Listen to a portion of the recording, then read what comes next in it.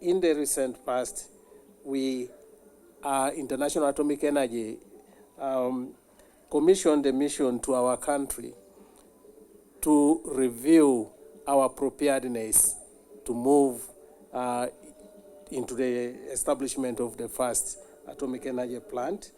And the main reason for our coming here, when they carried out that review, is actually to present to you the results of the review which they carried out. So Uganda decided to embark into a nuclear power program a few years ago. You have gone through the initial stages of the program, and you would like to proceed further. So a strategic collaboration was established between Uganda and the IAEA since the beginning of the program. This collaboration has been based on what we call in-house the milestones approach, developed to guide countries in initiating and implementing their nuclear power program for the first time. The purpose is to assist the development of the required infrastructure in an integrated and timely manner, as well as to support the development of human resources. So, ladies and gentlemen, the INIR Phase 1 mission last year concluded that Uganda is committed to developing the required infrastructure in a coordinated approach. Uganda drafted an energy policy which includes nuclear power and established a nuclear energy program implementation office, what we call the NEPIO mechanism, that involves a wide range of different stakeholders. The NEPIO has completed several studies on different infrastructure issues and drafted the nuclear power roadmap for Uganda, which includes recommendations on the necessary infrastructure that should be put in place in a timely manner. So embarking in nuclear power program is the sovereign decision of any country. We in the agency can provide support, but the major responsibility for closing the gaps and moving forward is yours.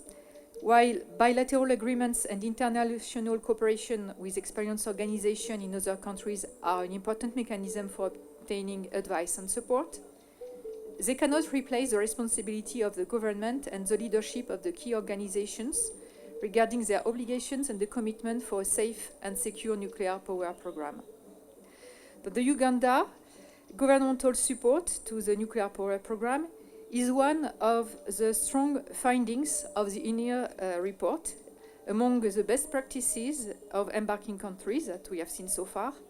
And today's ceremony is really the proof that such commitment is there, and it will be needed all along the journey to nuclear power. So finally, I would like to assure you that the IAEA remains committed to continuing its support for the nuclear power program for Uganda as it progresses to the next stages. Thank you very much. She was briefing me what they have done,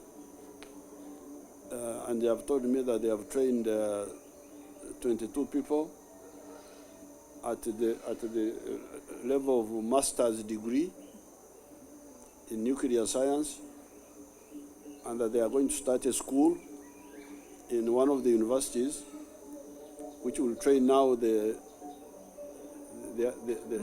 lower cadres, the technicians, the what. Yeah, this is very. And then we go to the actual building of the power station. The reason we went for nuclear plants is that the hydropower resources in Africa are not too big. If you combine all the rivers in Africa, the hydropower potential is about 300,000 megawatts. If you combine the Nile with the Congo River, with the Zambezi, with the River Niger in West Africa, I think it's about 300,000 megawatts or less for the whole of Africa. So if you take a country like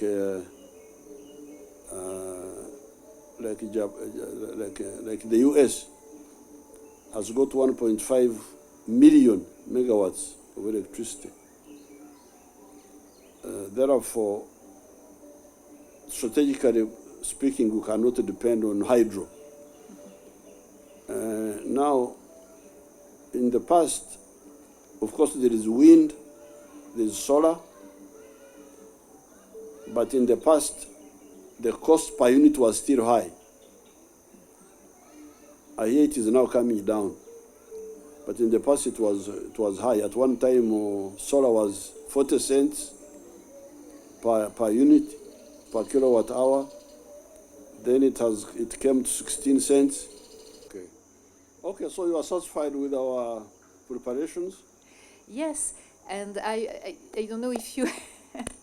it is, as we said, phase one is really where you build. After you will have to take the decision to go to nuclear, then you have phase two.